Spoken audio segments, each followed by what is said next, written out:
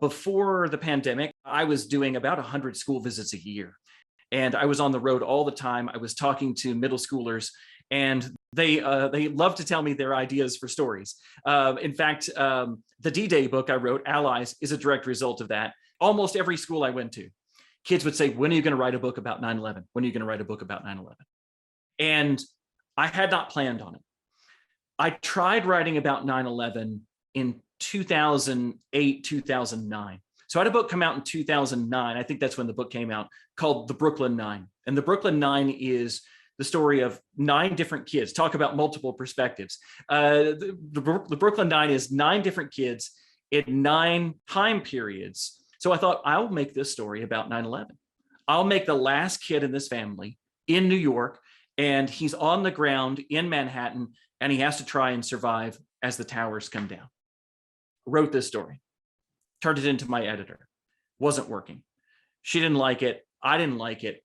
She kicked it back to me with notes. I tried again, kept trying to write this story, and it never worked. I just couldn't get it right. And what we finally realized was that it was still too soon. It was 2008, right? It was like 7, 8 years after the event. And so as kids asked me again and again and again, are you going to write something about 9/11? My first thought was, I tried doing this, and it was too hard. Not hard like the history. I could do the history.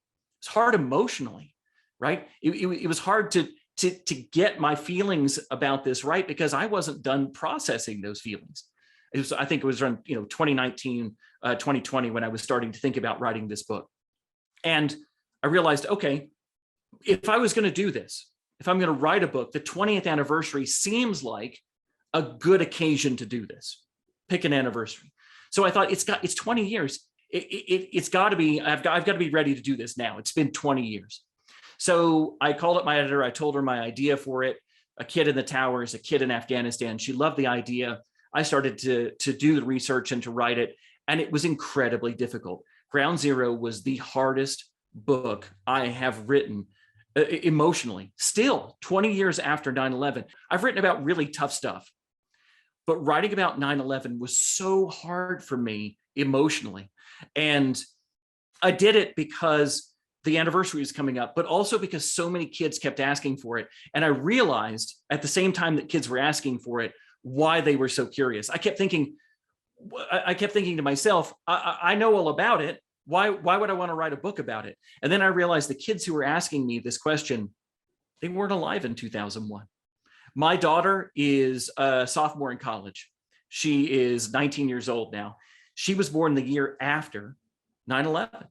So if you were a kid in elementary school or middle school or high school or even into college, you weren't alive when this happened. Or if you were so young you don't remember it. And that's why kids were asking me about it. And I thought, okay, I need to treat this like history. It's my life. It's hard to think about your own life as history, but for these kids it is. And so if I could step back and say, this is a historical novel, that gave me a new way of looking at it that helped me step back just enough to be able to write that book, even though it was still very personal and very emotional for me.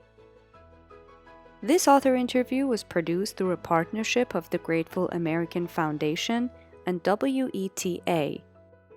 For more author interviews, please visit adlit.org.